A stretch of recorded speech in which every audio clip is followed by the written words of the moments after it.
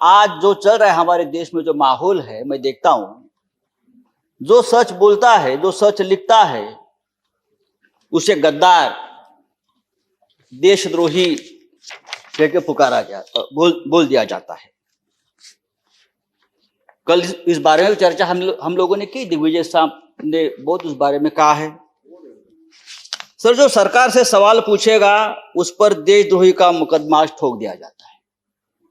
कितने नाम मैं आपको बता सकता हूं। हमारे सदन में संजय सिंह, जो हमारे सदस्य है संजय सिंह, उसके ऊपर देशद्रोह का मुकदमा है।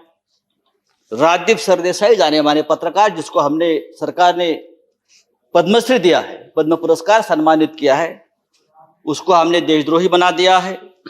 शशि थरूर, जो यूनाइटेड नेशन में हमारे देश के प्रतिनिधि थे, एमपी है, कैबिनेट में थे, उसको भी देशद्रोही का उसके ऊपर मुकदमा ठोक दिया है।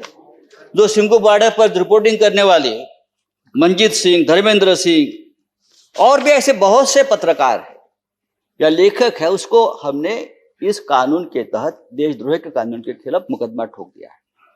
मुझे लगता है कि हमारे कानून के किताब में से सब आईपीसी धाराएं खत्म कर दी और सब देशद्रोही की धारा एक वही रख दी है। डोमेस्टिक वायलेंस हो तो भी देशद्रोह का मुकदमा आप ठोक देंगे। पंतप्रधान मोदी हमारे लिए आदरणीय है, देश के प्रधानमंत्री का हम सम्मान करते करते रहेंगे। उन्हें प्रचंड बहुमत मिला है देश चलाने के लिए, हमें मानते हैं, लेकिन बहुमत जो होता है वो अहंकार से नहीं चलाया जाता। बहुमत बड़ा चंचल होता है। हमारे मराठी के एक संत है तुकाराम, संत तुकाराम, उसने कहा है, निंदकाचे घर असावे शेजारी। उसका मतलब है, जो आपका निंदक है, जो आपके ऊपर क्रिटिसाइज करता है, आपको आईना दिखाता है, वो आपके आसपास रहना चाहिए, उसका घर आपके बगल में रहे। लेकिन आज ऐसा है कि जो निंदा करे, जो टीका करे, आप उसको बदनाम कर देते हो।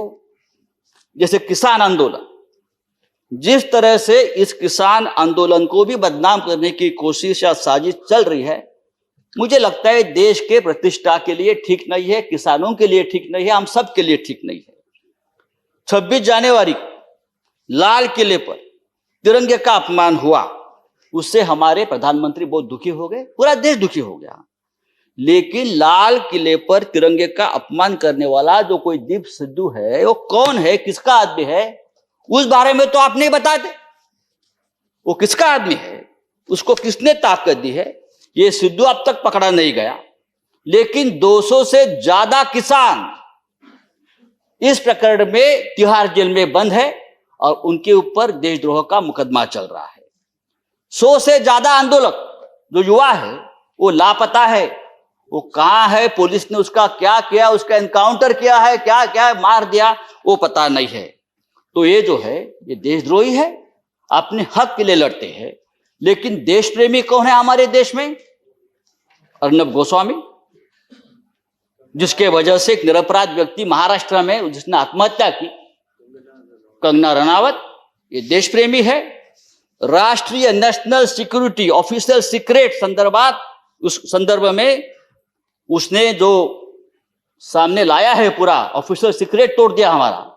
बालाकोट स्ट्राइक के बारे में पहले से ही जानकारी सबको बता दी।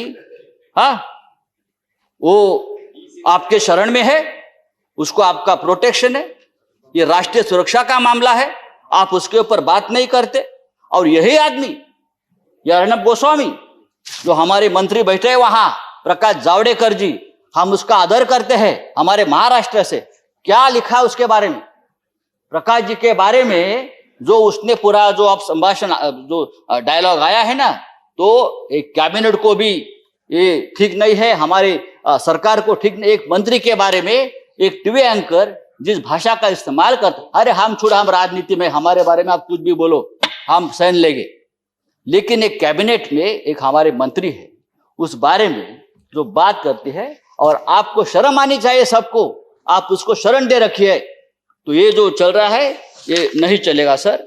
राष्ट्रपति जी ने अपने संबोधन में कहा है, भारत जब जब एकजुट हुआ है, तब तब उसने असंभव से लगने वाले लक्ष्यों को प्राप्त किया है। एकजुटता की बात की है। अगर ये बात सच है तो गत 3 महीनों से दिल्ली के सीमा पर किसान आंदोलन की एकजुटता तोड़ने में सरकार क्यों लगी है? संजय जी, हजारों किसान आपका 6 मिनट समाप्त हो गाजीपुर गया। सिंघू बॉर्डर पर अपने हक के लिए लड़ रहे हैं और आप इस एकजुटता में आपको देशद्रोह दिखता है। प्लीज। चेयरमैन सर, ये पंजाब, हरियाणा और पश्चिमी यूपी का किसान पूरे देश के किसानों की लड़ाई लड़ रहा है।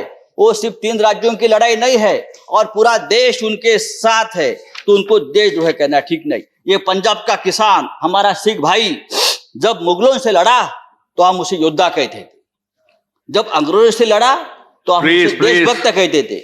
कोरोना वायरस में लंगर बांट रहा था तो देश प्रेमी था, लेकिन आज जो अपने हक के लिए लड़ता है तो वो खलिस्तानी हो गया, जो देशद्रोही हो गया। ये कौन सा अन्याय है?